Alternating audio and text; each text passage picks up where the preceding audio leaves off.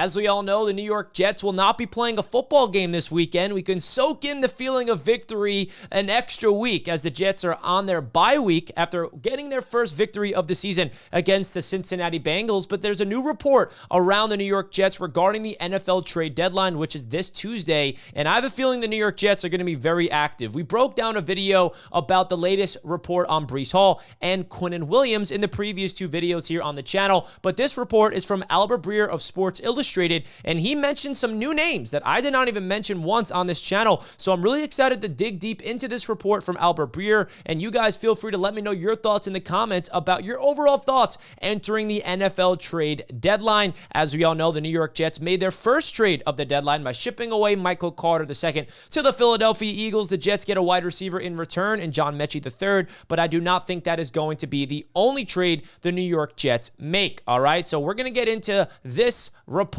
right here in this video. But before we do me a favor, folks, smash the thumbs up button and subscribe to Jets Media if you're new here. Really do appreciate all the support you guys have been showing on the channel. And I feel like this is going to be a good weekend. Happy Halloween. We can all relax, kick up our feet on Sunday, have stress-free football, and we can feel like winners for an extra week because we only have one win of the season. I get it. We don't have a lot of victories to celebrate this year, so why not really enjoy last week's victory for an extra weekend? Am I right? So the Jets are taking on the Cleveland Browns after their bye week, and then they're taking on the Patriots on Thursday Night Football, a short week on the road. So it's going to be interesting to see what this Jets football team looks like after the trade deadline, who is going to be here, who is not going to be here, and maybe there'll be new players entering this Jets organization after the deadline, just like John Mechie III we got from the Philadelphia Eagles. So without further ado, let's get into the report from Breer. This is his little nugget on the New York Jets. He says, quote, "The Jets also have edge rushers of interest. The team has no plans to move Will McDonald, but is listening on Jermaine Johnson II.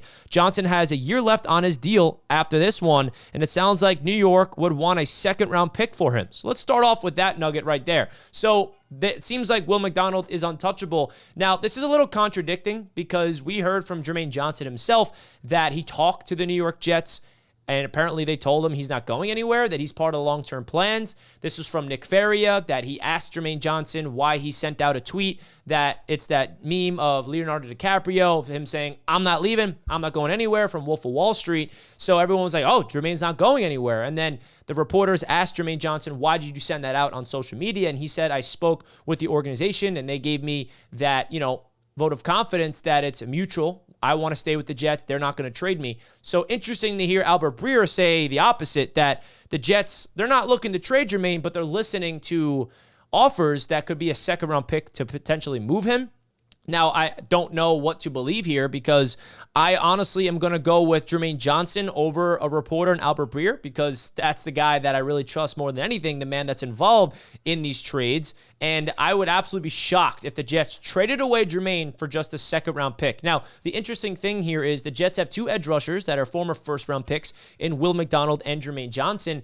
And the question is, will the Jets extend both of them eventually? Now, Jermaine has 1 year left on his deal after this one, his fifth-year option. Will McDonald, they're going to have to decide on his fifth-year option. They have 2 more years of control of Will McDonald, I believe. So really interesting to see if the Jets are going to go the approach of trading one of them, extending both of them. Who knows? I would prefer to keep them both. I think the Jets have the cap flexibility to figure that out. The Jets need a lot of talent on this defensive line, and those two guys are the anchors of the edge rusher position. So interesting to hear that the Jets are open to listening to some offers and would want a second-round pick, but I would not really read too much into that. Jermaine's not going anywhere, but we shall see. But the next thing he mentions, which is interesting here, veteran defensive end Michael Clemons is available as well as linebacker Quincy Williams.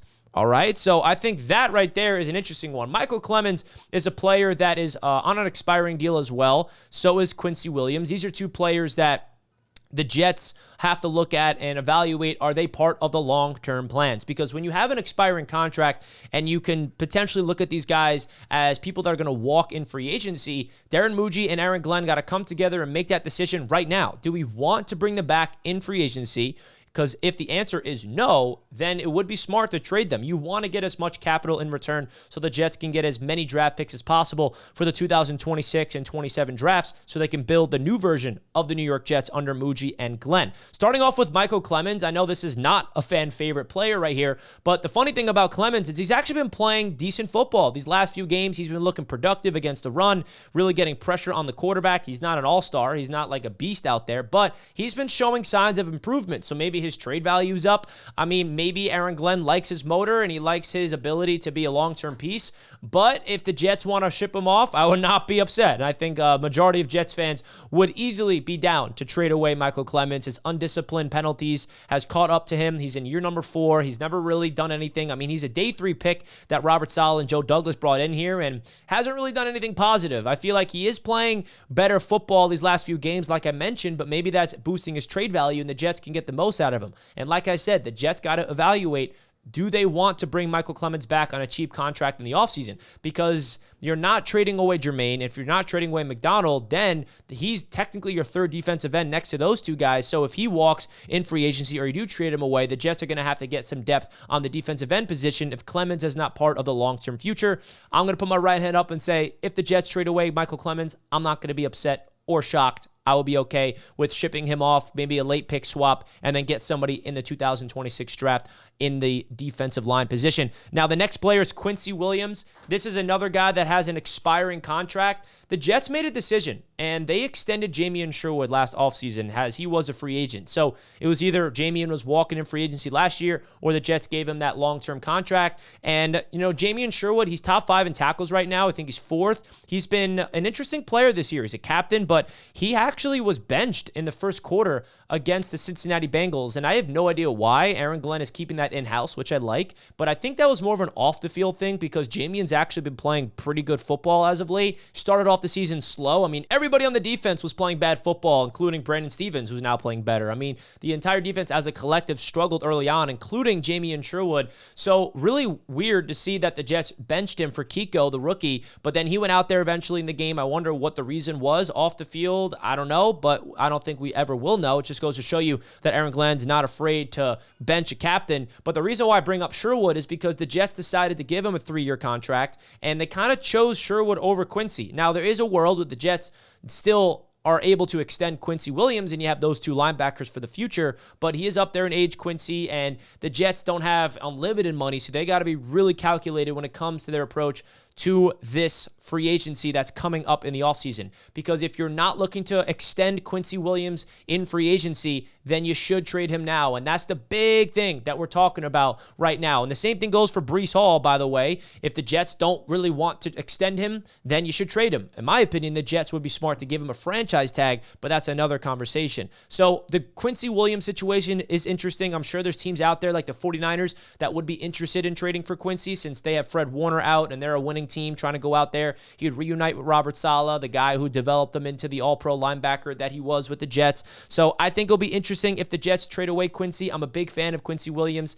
He's an all-pro linebacker for a reason. You saw him return from injury against the Bengals, and he completely was a dog. He had a big tackle for loss. He provides energy. He sparks his defense. I'm a fan of good players, but I wonder what the draft capital would look like. I feel like on an expiring deal, it would be just like a late day 3 type of pick. But interesting to hear his name get brought up from Albert Breer. And then the last part of this report is maybe the most interesting one here, though, is Breece Hall, who's the centerpiece of the offense. There might have been a point this summer where he'd have got a 4th rounder, but at this point, even on an expiring deal, it will take a day 2 pick to pry him from the New York Jets. So that's the price that the Jets are asking for Breece Hall, either a round 2 or a round 3 draft pick. And I don't think the Jets are going to trade him away because, first of all, I don't know if a team's out there going to be interested in giving up that type of capital for a running back on an expiring deal. But Breece is 24 years old, and the Jets have the leverage here by giving him the franchise tag in the offseason, allowing him to have one more year to really prove himself in year number 2 of Tanner Engstrand's system,